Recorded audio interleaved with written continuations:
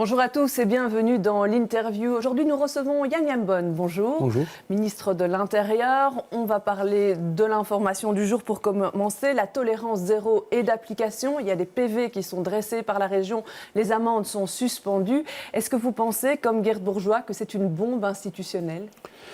Mais c'est quand même une position difficile parce qu'on a ce conflit d'intérêts qui est accepté par le comité de concertation. Donc normalement, à ce moment-là, on doit arrêter ce type d'action pour 60 jours. Ici, les amendes ne seront pas oui, perçues. non, mais la loi est en application. On ne va pas envoyer les amendes, mais la loi est mise en application. Et donc, ce n'est pas conforme les règles d'un conflit d'intérêts. Alors, ça fait des années qu'on patauge sur ce dossier. C'est quoi la solution de la NVA sur le survol ? Je pense qu'on doit avoir une charge équilibrée entre la région de Bruxelles et la région de Flandre, parce qu'on voit que les avantages, c'est partagé, c'est très bien. Il y a beaucoup de Bruxellois qui travaillent, il y a beaucoup de Flamands qui travaillent à l'aéroport, mais ça veut dire aussi les désavantages. Donc, le survol des deux régions doit aussi être équilibré. Les Bruxellois ont l'impression qu'ils en ont plus que les autres. Mais je pense que quand l'aéroport est situé où c'est situé, c'est clair que ça c'est moins pour Ostende et pour Arlon que pour Bruxelles et pour le Brabant flamand. Ça c'est où l'aéroport est situé. Mais il y a aussi des grands avantages pour Bruxelles et donc on doit partager aussi les désavantages. Rappelons aussi que Bruxelles est la capitale de l'Europe et donc on a besoin d'un aéroport tout près de Bruxelles pour aussi jouer le rôle de capitale de l'Europe. Ouais, alors vous l'avez rappelé, il y a un nouveau conflit d'intérêts qui a été activé par la communauté flamande. Est-ce que les relations entre régions se durcissent avec cette affaire? Mais je n'espère pas. Cette conflit d'intérêts, ça nous donne l'opportunité pendant 60 jours de trouver une solution entre Bruxelles et la Flandre, mais aussi une solution pour la loi de vol. Donc il y a deux choses. Il y a la compétence des régions qui est le bruit des avions, et il y a d'autres choses, ça c'est la compétence fédérale, ça c'est la loi de vol. Et donc on doit maintenant construire une solution, compromis entre ces trois entités pour arriver à la solution que tout le monde, je pense, veut. C'est que l'aéroport peut croître, c'est le deuxième moteur économique du pays, à côté du port d'Anvers. Et donc, ce serait une grande erreur si on tue l'aéroport. Ce serait une grande faute de la politique. Alors, dans le soir de lundi, le ministre-président bruxellois, Rudy Verwoerd, élargit la question du survol finalement à toute une série d'autres dossiers en disant qu'il parle d'une législature empoisonnée par le communautaire et il pointe la responsabilité des membres de la NVA. Alors là, je vais le citer. Il dit « Je pense qu'ils empoisonnent le fédéralisme de coopération, qu'ils pervertissent le système ». Un peu plus loin, il ajoute « Quand je mets tout bout à bout, on n'est plus dans les coïncidences. Le décor est planté pour mettre Bruxelles en difficulté ». Alors, votre réponse, la NVA pervertit le système ? Mais non, pas du tout. Mais je sais que dans certains endroits, c'est toujours du bon ton d'attaquer l'NVA. Je pense que nous montrons que nous sommes des gens responsables qui prennent leurs responsabilités au niveau fédéral dans les régions de Flandre. On montre qu'on peut gérer nos départements et c'est pas du tout le but de l'NVA de mettre en danger quoi que ce soit. Donc Bruxelles, vous voulez pas la mettre en difficulté? Mais non, pas du tout, pas du tout. Pourquoi? Bruxelles est la capitale de l'Europe, de la Belgique, mais aussi de la Flandre. Donc je ne comprends pas. C'est toujours cette même théorie qui n'est basée sur rien. Alors, on va parler de la gouvernance, cette question qui a beaucoup secoué le sud du pays. Maintenant, ça rejoint le nord avec Siegfried Bratk qui a été mis en cause. Est-ce qu'il est toujours à sa place à la présidence de la Chambre ?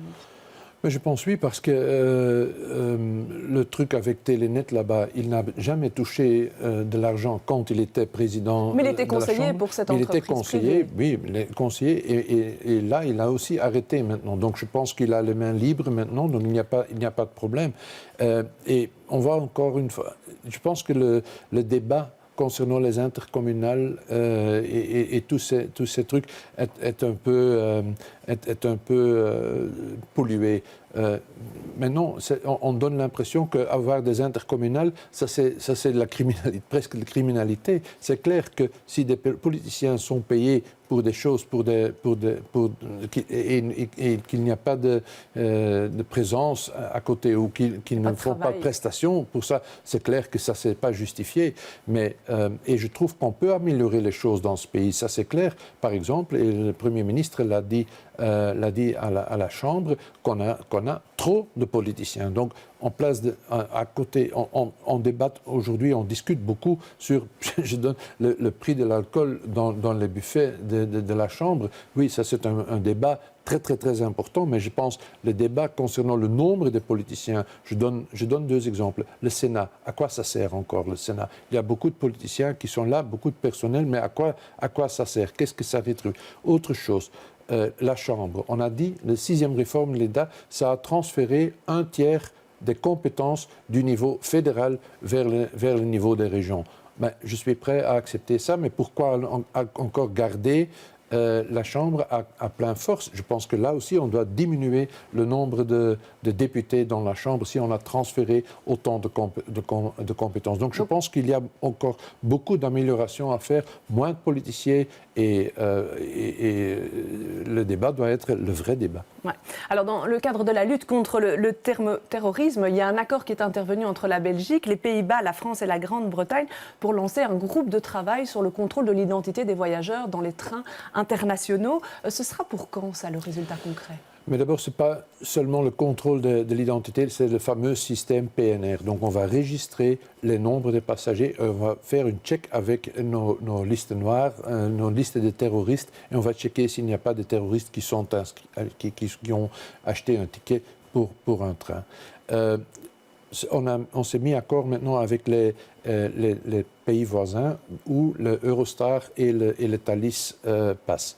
Et donc, on s'est mis d'accord de maintenant rencontrer le secteur parce qu'on ne va pas faire ces genres de choses sans connaître le secteur. Donc, on va démarrer les négociations avec le secteur. Moi, je ne peux pas dire, dans ce stade-ci, c'est pour quand? Pour moi, le plus vite que possible, mais ça doit être en accord avec le secteur. Parce que c'est vrai, le secteur d'avion est différent que le secteur de train. C'est différent que le secteur des bateaux. C'est différent que le secteur des autocars internationaux. Donc, il faut se mettre autour de la table, et c'est prévu, on a commencé à ça, et trouver un accord spécifiquement pour les trains internationaux. Pour les autocars internationaux, justement, on en a beaucoup parlé avec l'attentat de Berlin. Est-ce que vous comptez aborder aussi cette question prochainement? Mais oui, allez, mais étape par étape. Hein. Donc, d'abord les trains.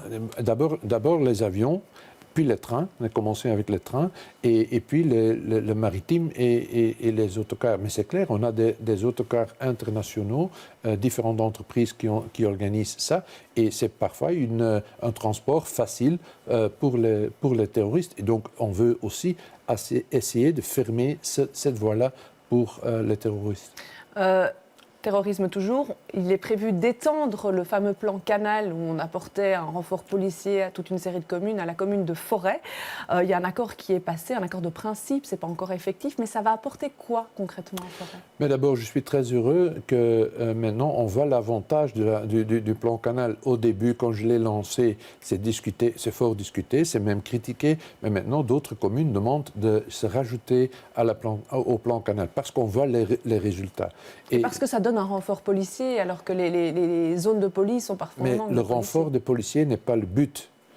C'est pas le but, c'est un moyen pour arriver à ce qu'on veut arriver. Ça, c'est combattre la criminalité et la criminalité grave dans certaines communes. Et donc, les résultats sont présentés du plan Canal, ce qu'on a atteint, ce qu'on a obtenu à Molenbeek et à Vilvoorde. Et c'est un bon exemple. Et maintenant, on l'a élargi pour les 8 communes du début, et puis la commune Forêt nous a demandé d'aussi être ajouté au plan. Est-ce qu'on a trouvé une solution pour résoudre le problème de ces policiers qui arrivent, qu'on forme, et puis qui repartent un mois après, et finalement c'est une débauche d'énergie pour rien? Oui, ça c'est vrai. Et dès le début, on sait que c'était un désavantage, et ça c'est dans le statut des policiers. Ce qu'on a, alors qu'est-ce qu'on va faire? Mais maintenant, on a 300 policiers dans les écoles qui seront formés, qui sortent de l'école fin avril, et eux, ils sont dédicacés pour le plan Canal à Bruxelles. Donc dès le 1er mai, on va avoir les policiers sur place qui restent au moins pendant 3 années dans les zones du plan Canal. Alors il y a une loi qui passe au fédéral qui permet aux bourgmestres de fermer des lieux qui sont suspectés de faire l'apologie du radicalisme ou de terrorisme. Est-ce que le fédéral va donner des informations aux bourgmestres qui leur permettront de faire des choix intelligents et pas de fermer sur la moindre suspicion? On a vu en commission attentat que les bourgmestres souvent se disent quand il y a des perquisitions chez nous, on n'est pas informé, on l'apprend le lendemain.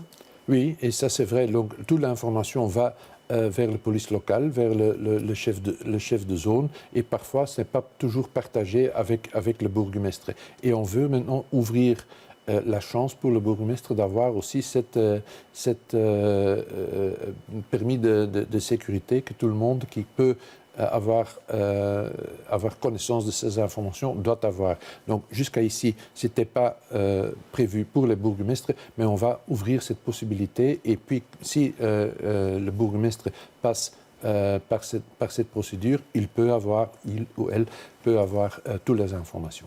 Très bien, je vous remercie d'être venu sur ce plateau pour ces explications. Je vous remercie de nous avoir suivis. Demain, vous retrouverez Jean-Jacques Deleu pour une nouvelle interview. Belle fin de journée à tous.